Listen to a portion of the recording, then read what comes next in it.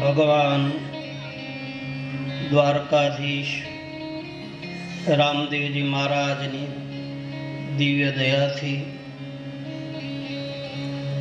એવં સાધુ સંતો મહાપુરુષોના આશીર્વાદથી એક દિવ્ય ચેતનાની ધારા અને એ ધારાની ડાળીઓ પાંગરી અને વટવૃક્ષ બનેલું સુખરામ બાપાના તમામ ધારાઓની ચેતનાને વ્યાસગાદી ઉપરથી મારા પહેલા પ્રણામ. આવી દિવ્ય ચેતનાઓ અને એ દિવ્ય ચેતનાની ધારામાં બેસી અને આપ સર્વો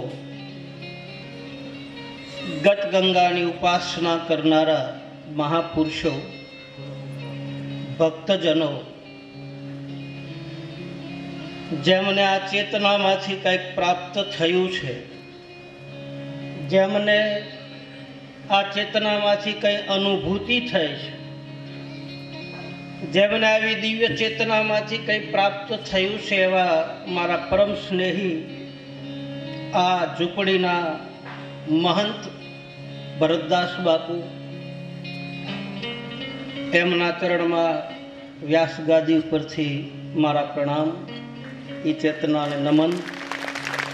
એ ધારાની દરેક ચેતનાઓના ભેખ ભગવાન, મને અમુકના નામ આવડે, અમુકના ન આવડતા હોય તો એવી ચેતનાઓને પણ મારા અહીંથી વ્યાસગાદી ઉપરથી પ્રણામ. મારો નજીકનો નાતો અંગત જ્યારે જ્યારે મારા કંઈ જીવનમાં એવું કંઈ ઘટતું હોય તો અમારે પૂજ્ય વડીલ લવ બાપુ એની પાસે બેસીને ઘણું ખરું મને પ્રાપ્ત થાય છે, ઘણું શીખું છું. ક્યારેક ક્યારેક એની આનંદમાં હોય ત્યારે એના મોઢામાંથી અમુક શબ્દ નીકળે અને એ આખો વારસો મનુબાપાનો. એવી ચેતનાને પણ હું અહીંથી પ્રણામ કરું પૂજ્ય લવ બાપુના ચરણમાં. આપ દરેક મહાપુરુષો, ભગવત ભક્તો, જે ભરતદાસ બાપુના રાહબર નીચે આવું એક માંગલિક કાર્ય જે થઈ રહ્યું છે, જેમ હમણાં જ અમારે ખેનીભાઈ વાત કરી કે મને આ ખબર નહોતી કે આ 17નો આંકડો થાય, એક એમાં વધારો કરું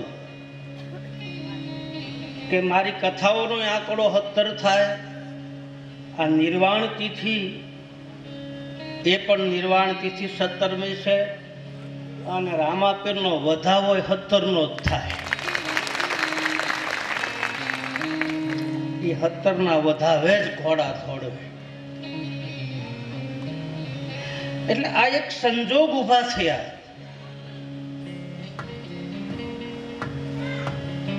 એવી આપ ગત ગંગાની ઉપાસના કરનારો, ભક્તિ સ્વરૂપ મારી માતાઓ, વડીલો, ગતની ઉપાસના કરનારા મહાપુરુષો, બધાને વ્યાસગાદી પરથી એક બ્રાહ્મણના નાતે, એક ધર્મના નાતે અહીંથી બધાને જય રામદેવજી મહારાજ, જય નકલંગ, જય અલગથણી.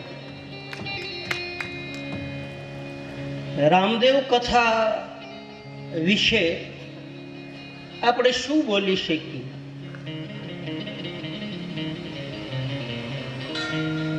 કોઈ પણ શાસ્ત્રોની શરૂઆત થાય,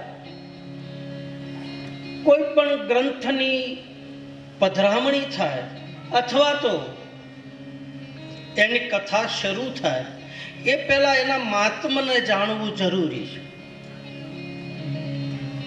કે આ કથાથી શું ફાયદો થાય. પહેલી વાત, કારણ કે વસ્તુ જ્યાં સુધી એનું મૂળ ન જણાય ત્યાં સુધી એક કથાની મૂળ કિંમત આપણને ખબર પડતી નથી. એના મૂળને જાણવું જરૂરી છે. એનું મહાત્મ શું? રામદેવ કથા એટલે શું? પહેલી વાત તો એ આપ બધા જાણો છો કે આ નિજાર પંથની ધારાના મહાપુરુષો જેટલા થયા પછી 18 વર્ણમાંથી એને આમાં આવી અને શું મેળવ્યું અને મેળવ્યા પછી સમાજને શું આપ્યું,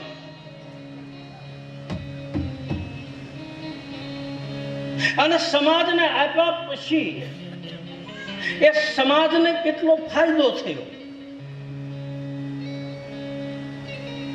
કથા એક એવી ધારા છે,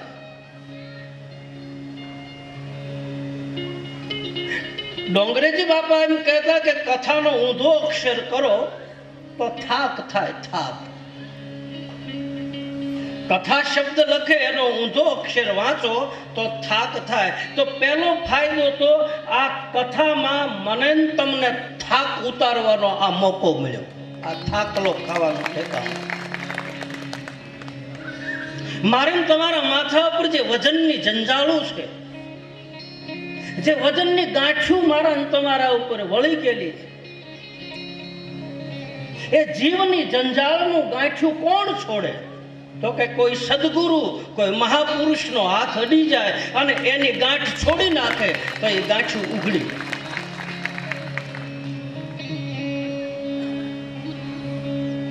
ભગવાન રામ વનમાંથી અયોધ્યામાં આવ્યા, 14 વર્ષ પૂરા થયા પછીની ઘટના.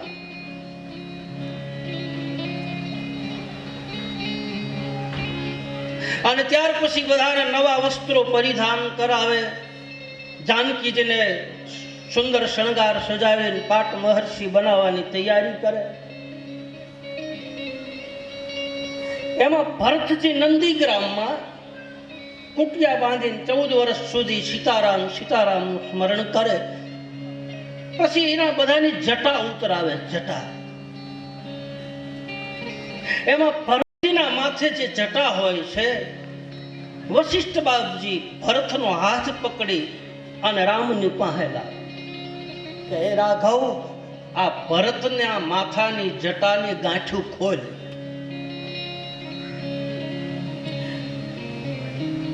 ત્યારે ભગવાન રાઘવ કહે છે, પ્રભુ આ જીવની જંજાળની ગાંઠું તો સદગુરુ જ છોડી શકે, બાકી કોઈની તાકાત નહીં. આ જંજાળની ગાંઠું થાકલો ખાવાનો આ ઠેકાણું છે. આ હરિકથા, રામકથા, શિવકથા, ભગવત કથા, કોઈ પણ કથા હોય, કથા એ મારું તમારો પોરો ખાવાનું ઠેકાણું. આપણી દેહાણી ભાષામાં એમ કહે થાકલો ખાવાનું ઠેકાણું. સારું જાડવું હોય, માથા ઉપર ભારો લઈ અને આપણે ખેતરમાંથી હાલ્યા આવતા હોય, ધોમ તડકો થયો હોય અને એમાં કોઈ આવો સાંયડો ભાળી જાય અને ભારો નીચે મૂકીને હાશ કરીને બેસી જાય અને એ હાશકારો જે નીકળે એ આવી સાયામાં નીકળે, બાકી નીકળે નહીં. હું કોઈ વખાણ નહીં કરતો આ ચેતનાના.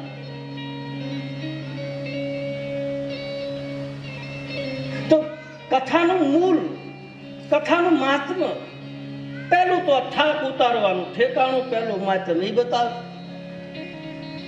બીજું કે આ સંસારમાં રહી અને જીવ હરિ તરફ કેમ ગતિ કરે, આ સંસારમાં રહી અને આ જીવાત્મા પરમ પદની પ્રાપ્તિ કેમ કરે, એ રામદેવ કથામાં બતાવ્યું. જેને જતી અને સતીની ઉપાસના આપે, જેને એની ઉપમા આપે. જતી સતી નર નારી શબ્દ સુરતા બ્રહ્મ ને માયા. આમાં રહી અને પ્રભુ ભજન કેમ કરવું અને કઈ રીતે મહાપદની પ્રાપ્તિ કરવી એ રામદેવ કથામાં બતાવે. રામદેવ કથાની માલપા જ્ઞાન, ભક્તિ, કર્મ, યોગ, ધ્યાન, ધારણા, સમાધિ, આ તમામ વસ્તુ રામદેવજી મહારાજના જીવન ચરિત્રમાં બતાવે છે. એના એક એક પરસાઓ, એક એક એના દાખલાઓ, એક એક જે લાખા વણજારાનો પ્રસંગ લ્યો કે મેરિયા દરજીનો પ્રસંગ લ્યો કે ડાલીબાઈનો પ્રસંગ લ્યો, એની પાછળ જે છુપાયેલું રહસ્ય જે છે, જે આધ્યાત્મિક માર્ગ બતાવે, જે તત્વજ્ઞાન બતાવે, જે વેદનો નિચોડ બતાવે. રામદેવજી મહારાજની કથા એ 4 વેદનો સાર છે. એટલે જ રામદેવજી મહારાજના અક્ષરો 4 છે. રામદેવ, 4 વેદનો નિચોડ છે. આ પવિત્ર ગંગાની ધારા છે, ગતની ધારા જેને કહે છે, ગત ગંગા.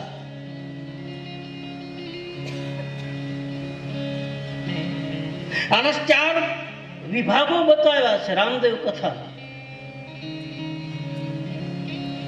એક જ્ઞાનનો ઘાટ બનાવ્યો છે, એક ભક્તિનો ઘાટ બતાવે, એક કર્મનો ઘાટ બતાવે, એક શરણાગતિનો ઘાટ બતાવે, અથવા તો એક પ્રાર્થનાનો ઘાટ બતાવે, એક પુરુષાર્થનો ઘાટ બતાવે, એક પ્રતીક્ષાનો ઘાટ બતાવે અને એક પ્રાપ્તિનો ઘાટ બતાવે. અથવા તો ધર્મ, અર્થ, કામ અને મોક્ષ 4 પદાર્થ કથામાં છે. આ સાંભળવાથી, આ ભીતરમાં ઉતરવાથી આ જીવને થાકલો મળે, સંસારના ભૌતિક સુખમાંથી નિવૃત્તિ લઈ અને હરિ તરફ જવાનું ડગલા માંડે, પ્રવૃત્તિમાંથી નિવૃત્તિ લઈ શકે. અને ત્રીજું, પોતાના નિજ તત્વની ઓળખાણ થાય, પોતાના માયલાની ઓળખાણ થાય. આપણા દેહાંતની ભાષા આવ ગામડાની. એટલે જ આને નિજ કથા કીધી, એટલે જ આને નિજાર ધર્મની કથા કહી છે, એટલે જ આને આદિ ધર્મની કથા કીધી, એટલે જ આને જૂના ધર્મની કથા કહી, એટલે જ આને મહાધર્મની કથા કીધી, એટલે જ આને બીજ ધર્મની, આને ગમે તમે નામ લો. આનો મૂળ હેતુ, મુખ્ય મહાત્મા તો બતાવે કે તારા નિજ તત્વને તું ઓળખી લે ભાઈ. અને જ્યાં સુધી નિજ તત્વ ન ઓળખાય ને ભાઈ, ત્યાં સુધી બધી સાધનાઓ ખોટી એમ બતાવે સંતો. આત્મ તત્વને ઓળખ્યા વિના સાધના સર્વ જૂઠી.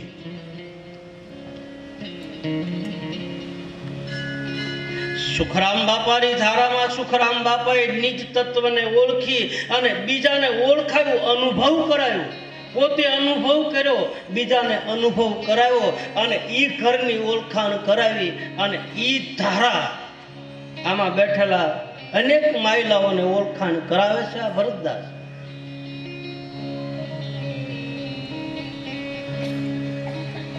અને જ્યાં સુધી ન ઓળખો ને એ ભાઈ, મારી તમારી આજુબાજુમાં જ હોય છે.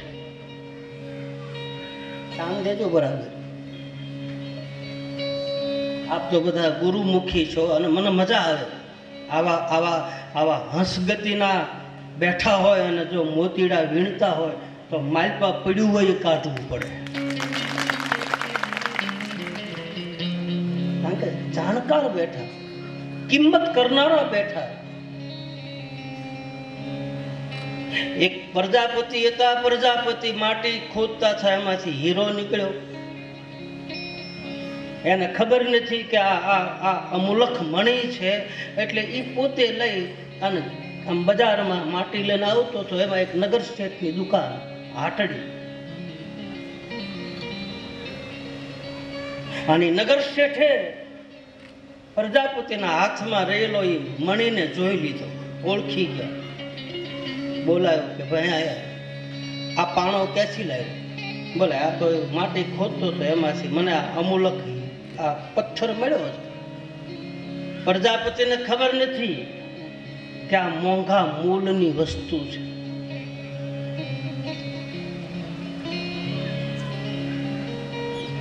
નગર શેઠે કહ્યું કે પ્રજાપતિ, આના તારા પૈસા કેટલા લેવા છે? આની શું મજૂરી લેવી? તારે આ પથ્થર વેચવો છે? બોલે શેઠ પાણાનું શું આવે?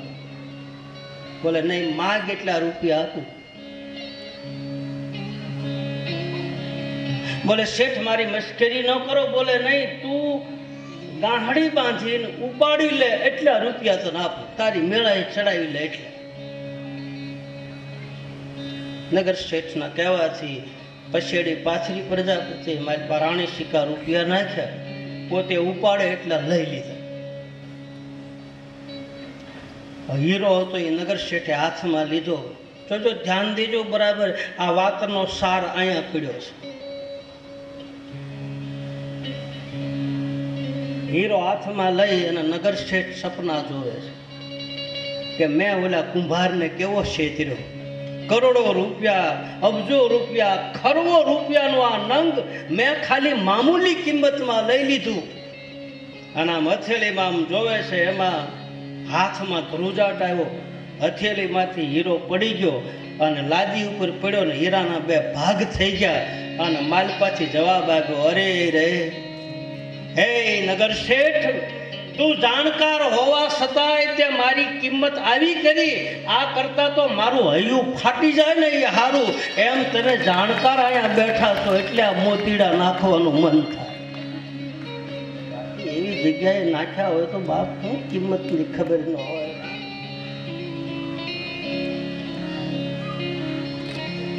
રામદેવજી મહારાજની કથા તો એ ભાઈ ધર્મ, અર્થ, કામ અને મોક્ષ આવા ચારે પદાર્થની કથા, નિજ તત્વને ઓળખવાની કથા.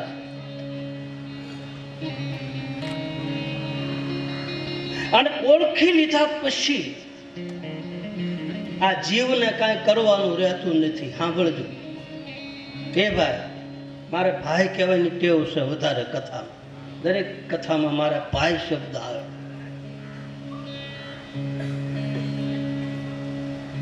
નિજ તત્વને ઓળખ્યા પછી કઈ કરવાનું રહેતું નથી. એમ ગંગાસતી પાનભાઈ બતાવે, એને કરવું રે પડે નહીં બીજું.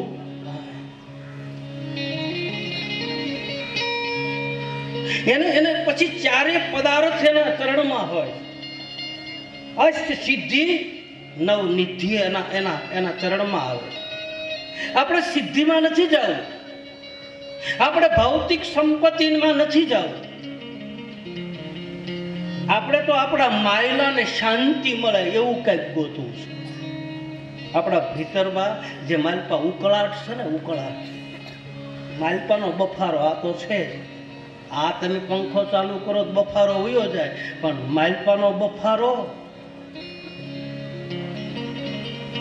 માલપાની જે બળતરા છે એ માલપાથી નિરાશ નથી. એનું હું છે, કોઈને નિરાશ હાસું કહેજો, અમારે નથી ને તમારે નહીં. તમે એમ ન માનતા અમાય નિરાશ, નારે ના પૂછો બાપુ. એવી ચેતનાઓ, એવા મહાપુરુષોની ઉપાધિ અને આપણી ઉપાધિમાં બહુ ફેર છે ભાઈ. બોલો. તો રામદેવજી મહારાજની કથા એ એક ભીતરના તત્વને ઓળખવાની કથા છે. ચોથું, રામદેવજી મહારાજની કથા એક શરણાગતિની કથા છે. અને શરણાગતિ કોઈની સ્વીકારી લીધા પછી અધિકાર પ્રાપ્ત થાય. જ્યાં સુધી શરણાગતિ સ્વીકારી ન હોય ત્યાં સુધી અધિકાર પણ મળતું નથી. અધિકાર એટલે લાયકાત થાય, અધિકાર એટલે પ્રમાણપત્ર થાય. સદગુરુએ સહી કરી, પ્રેમ જ્યોત પ્રકાશી. અધિકારી એટલે સદગુરુ મારી પાસે સાઇન કરી દે, એ પ્રમાણપત્ર આપે. અને એને જે સહી કરેલી હોય અને એને પ્રમાણપત્ર આપેલું હોય ને, એ કોઈ દિવસ ક્યાંય પાછું નથી. એ પછી હોમાં હોપટ નીકળે. ભલે પછી સદગુરુ કોઈ પણ ધારાનો હોય, નિજાર પંથની ધારાના હોય તો એ ભલે કોઈ પણ પંથના હોય, પણ એ જ્યારે હાસા હૃદયથી મારી પાસે સહી કરી દે પછી એને અધિકાર પણ મળે. ત્યાં સુધી અધિકાર પણ મળતું નથી. એ સદગુરુ શરણના બની જાવ ને અધિકારી પાનવા કરવું પડે નહીં બીજું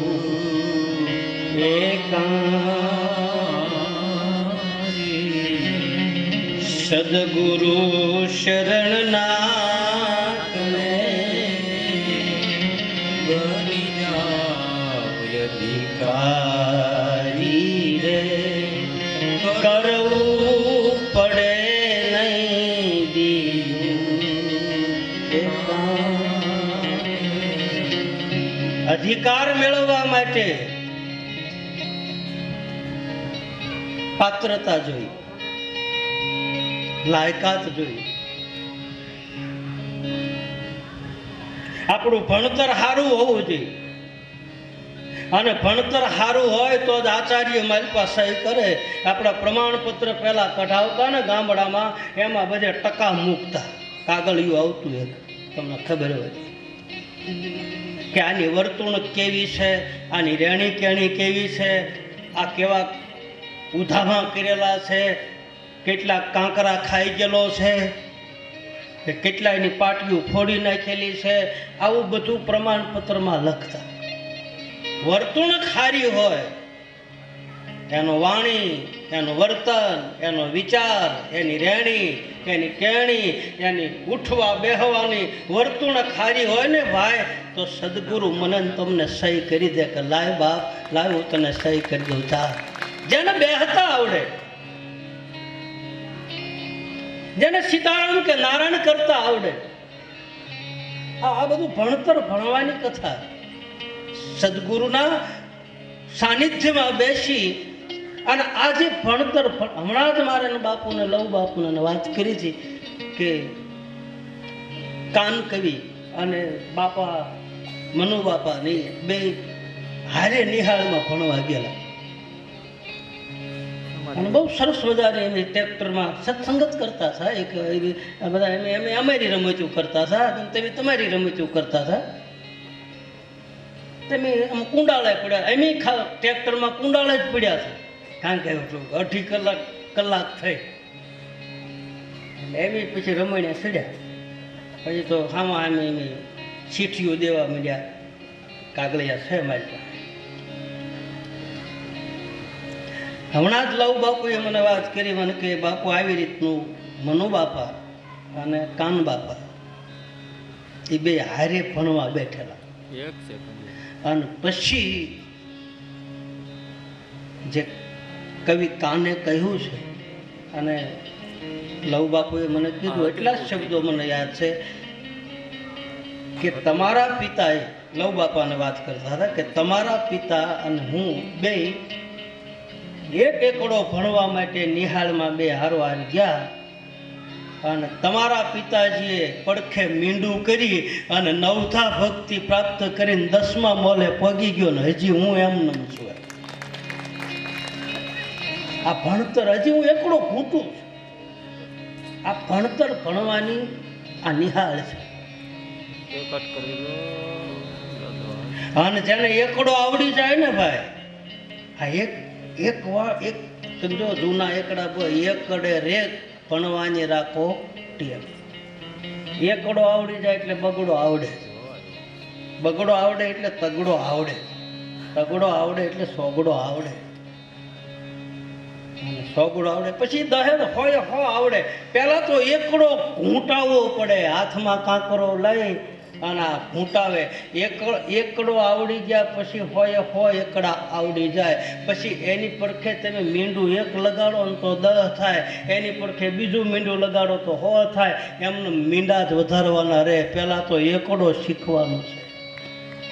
આ એકડામાં જ માથાકૂટ છે. પહેલું અગડિયું બગડિયું કે આપણા ગામડામાં એકડિયા બેકડિયા પડે.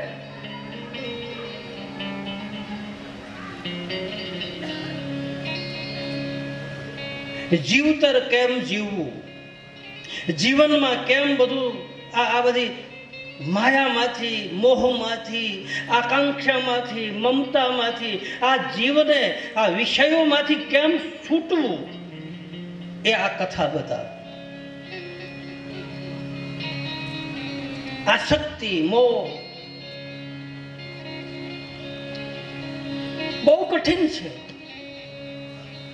નથી છોડાતું.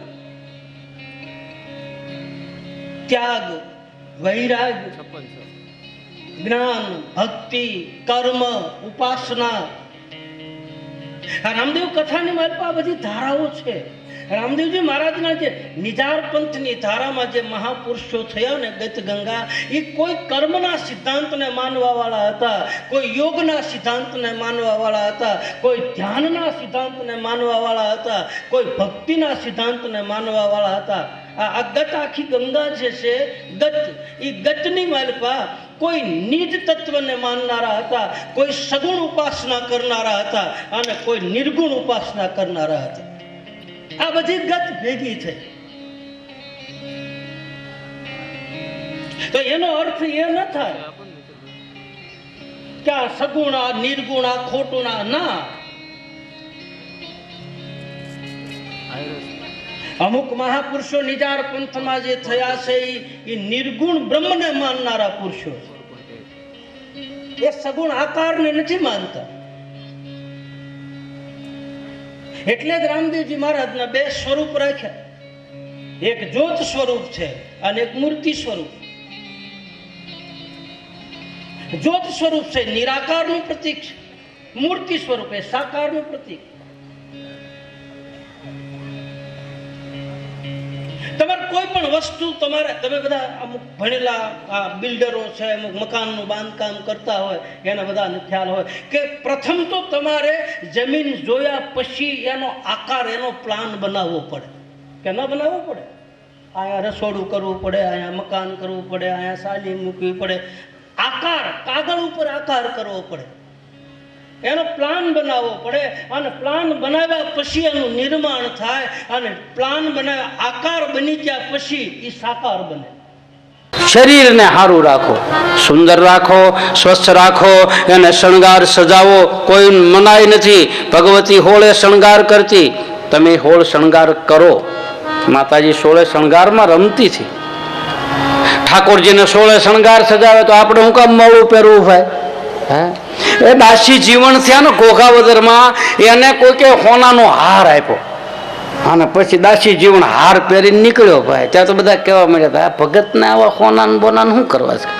એમાં એક બેન બહુ વધારે પડતું બોલવા વાળી હતી, એને કીધું કે ભગત, એ હાથમાં રામસાગરને હોનું લઈને હું આ ઘરે ઘરે રામસાગર લઈને ફર્યા કરે, તારે હોનું શું કરવું? તારી બેનને કીધું કે અહીંયા તારી ડોકમાં છે એ શું છે? કે આ તો મારા ધણીનું મંગલસૂત્ર છે. દાસી જીવન કરે, આ મારા ધણીનું મંગલસૂત્ર છે. દાસી તો તમારી એ જ દર્શન કાજે, એ હવે દૂબળી રે એ મેં વારી ચુંદલડી ના શેડે એ જ બાંધ્યા ચારવે એ રંગાવો રાણા સુંદર હે રંગાવો રામા એ મારા વાલા રે. ડાકોરનો મેળો ભરાય ફાગણી પૂનમે અને પછી ઉત્તર ગુજરાતના એ બધા ભક્તો મેળો કરવા જાય ફાગણી પૂનમે. ડાકોર રોડ ઉપર ક્યાંય પબ્લિક ખમાય નહીં અને એ વખતે જે નીકળ્યા હોય ને ગાતા જાય, હે રાય રણ છોડજી ઓઢી છે સુંદરી તમારી, હે રાય રણ છોડજી ઓઢી છે સુંદરી તમારી, રાય રણ છોડજી ઓઢી છે સુંદરી તમારી, રાય રણ છોડજી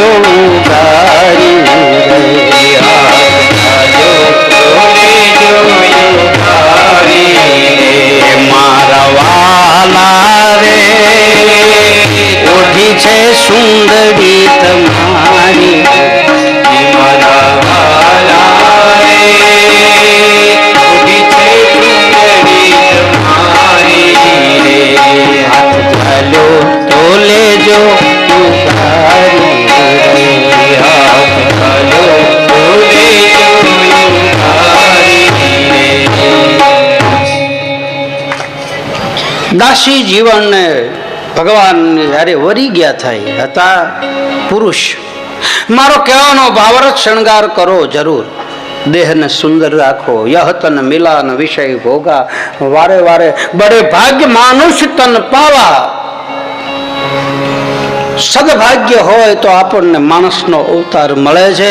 આ જિંદગીને ખોઈ ન નાખવી, વેડફી ન નાખવી. કારણ રજકણ તારા રજલ છે, જેમ રણમાં ઉડે રેત, હજી બાજી છે તારા હાથમાં, માટે ચેત નર તું ચેત. ચેતી જા, રૂપાદે બતાવે, ચેતીને ચાલશો તો પાર ઉતરી જાશો. આ ભવસાગરની માય રે માલ રે, ચેતી ચાલો ભાઈ. કારણ આરે કાયાનો આ હિંડોળો રસિયો, અને પછી ડગમગ ડોલા ખાય રે માલ દે. હવે છેતી ચાલો. બીજી વસ્તુ આપી રતન કટોરો, એટલે પરમાત્માએ મનંતમના શરીર આપ્યું. અને ત્રીજી વસ્તુ આપે છે અમલ ડાબલી, એટલે નશો, હરિના નામનો પ્યાલો જેને કહે છે. જેને રામ નામની પ્યાલી પીધી હોય એનો નશો તો એને તો નથી ઉતરતો, પણ એની પેઢીઓમાં 72 પેઢી સુધી નશો હાલે. 71 પેઢી. નરસિંહ મહેતા કહે છે, હું નથી કહેતો. જેને રામ નામના પ્યાલા પીધા હોય, હરિના નામની સંગત લાગી ગઈ હોય, જેને હરિના નામની ધૂન લાગી ગઈ હોય, એના કુળમાં 71 કુળ સુધી એનો નશો ઉતરે છે.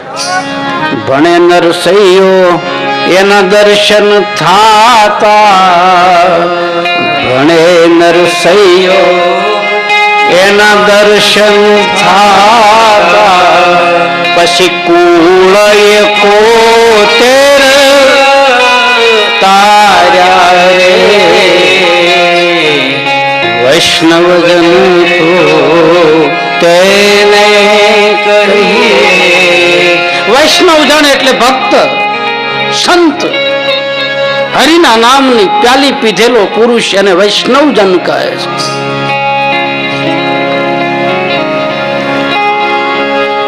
રામદેવજી મહારાજના નિજાર પંથની માલપા નિયમ છે કે અગમ નિગમના પ્યાલા જે પીવે, અને પ્યાલા પીધા પછી જો ગળે રહી જાય તો ગાંડો થાય, અને નાભીમાં ઉતરી જાય તો નાભી કમર ઉઘડી જાય.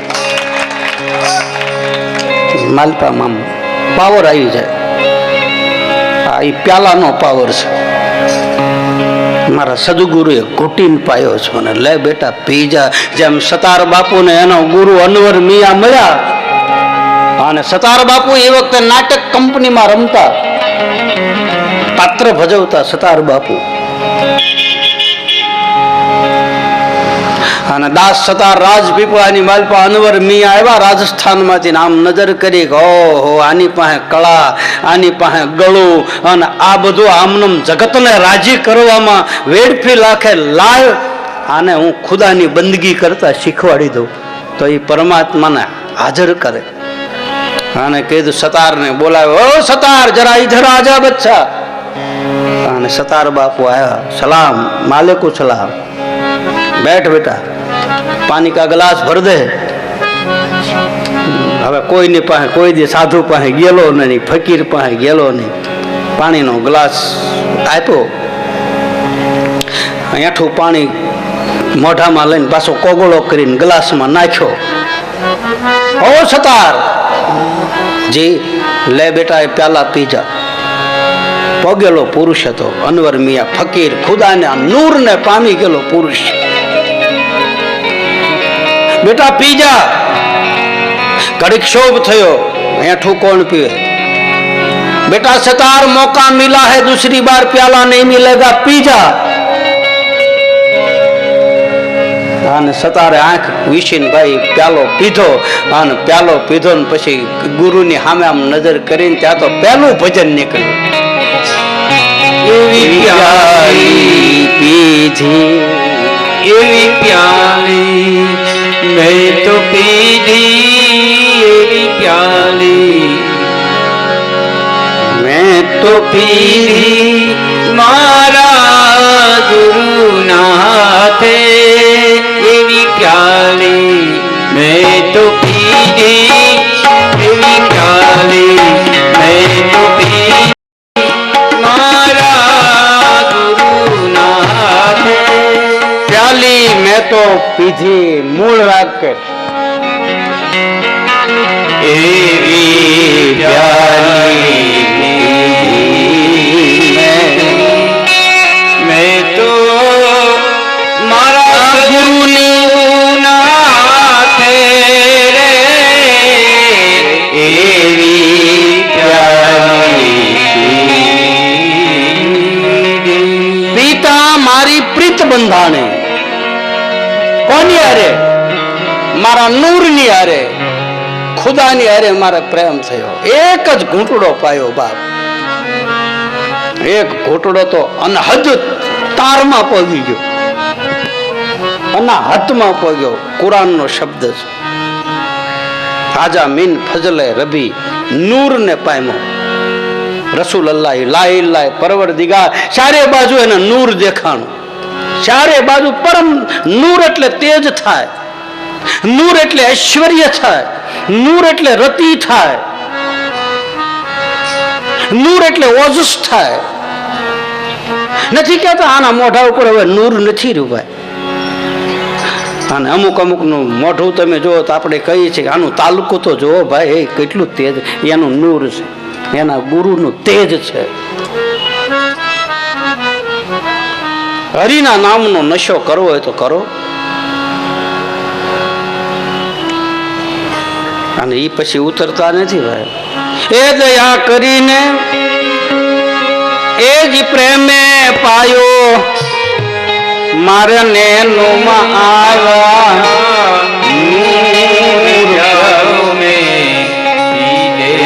છે ભરપૂર પ્યારો મેં પીધેલ છે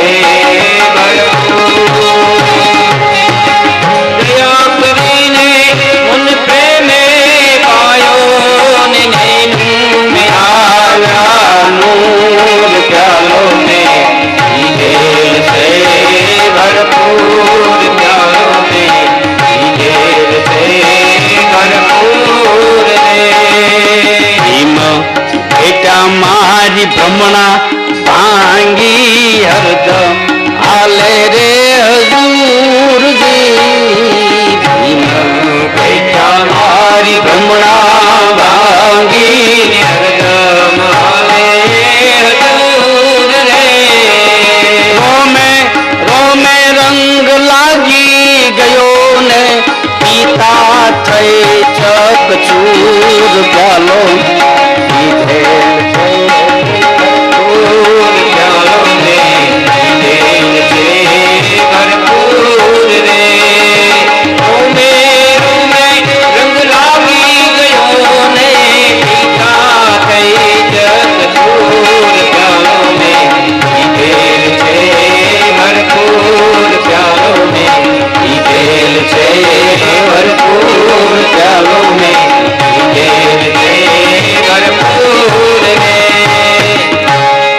જીવનના પ્યાલો ભજન છે કબીરનો પ્યાલો ભજન છે મીરાનો પ્યાલો ભજન છે નરસિંહનો પ્યાલો ભજન છે દાસી જબુનો પ્યાલો ભજન છે રામની સભામાં અમે રમવાન ગયા થા પછી પસલી ભરીને રસ એ પીધો વાલાનો રસ પૂરણ દાસી જબુ પીપળી એક ટીપું મળી જાય બાપ હરિના નામનું અમૃત મળી જાય અમૃત મીરાએ ઝેર નહોતું પીધું બાપ મીરાએ ઠાકોરજીના અમૃતનો પ્યાલો પીધો હતો એ તો દુનિયાને ઝેર દેખાડ્યું હા એટલે જ મીરાએ ફરી વાર કીધું બરાબર ધ્યાન દેજો એવા રાણાજી ને કેજો ફરી ઝેર મોકલે એવા રાણા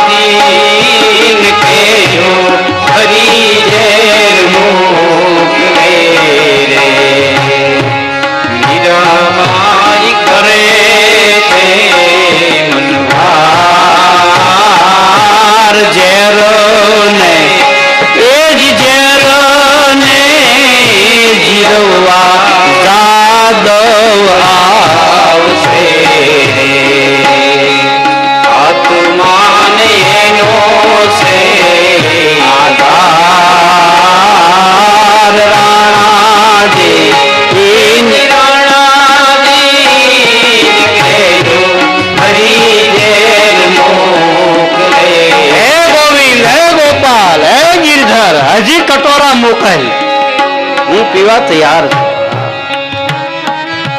નકર ફરી ન માગે. એને કીધું શું હતું? મીરાને કટોરો આપ્યો તારે હું કીધું? ઝેર છે એમ કીધું તું? હા, એના દેવરે દગો કરીને કીધું કે વંદરાવન માંથી ઠાકોરજીનું ચરણામૃત છે. એ જી રાણાજી ને કેજો ફરી ઝેર મોકલે રે, મીરાબાઈ કરે છે મનવાર ઝેર ને, એ જી ઝેર ને જીરવા વાલો મારો આવ છે રે, આત્માન એનો છે આધાર. રાણાજી એ જી રાણાજી કહેજો ફરી ઝેર મોકલે, એ જી રાણાજી કહેજો ફરી ઝેર મોકલે, એ જી રાણાજી કહેજો ફરી ઝેર મોકલે.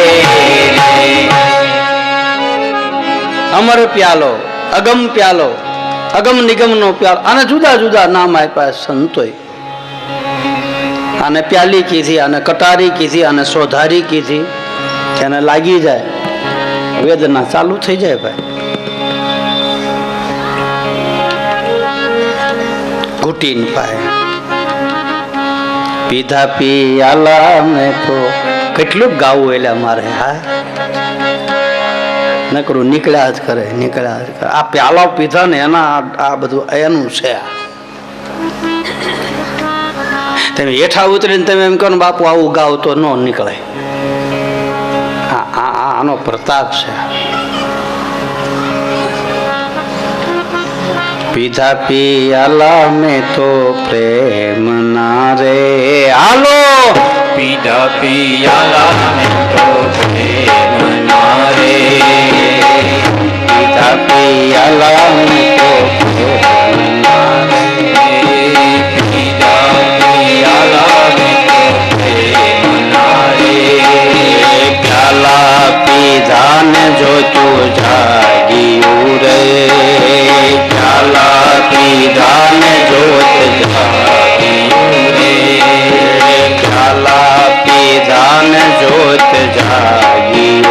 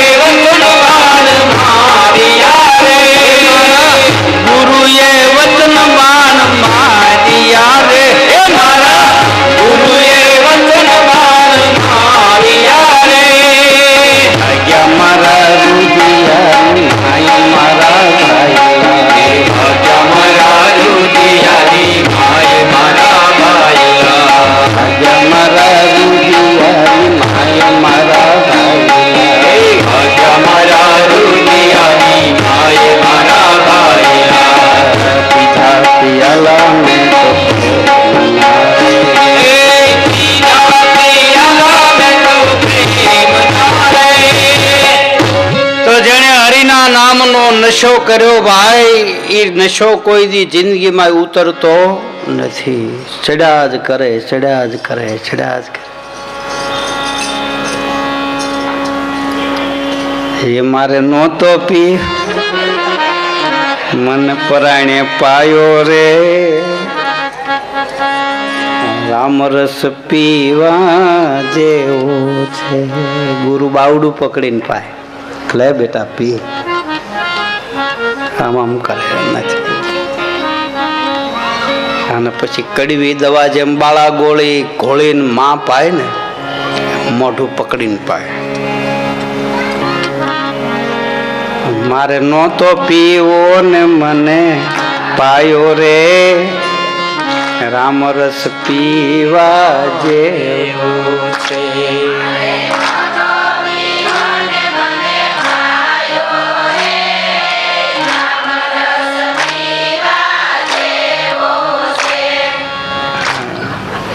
એકવાર આની અસર થઈ જાય ને ભાઈ, પછી દિને દિને નવમ નવો ભાગવતકાર કહે છે.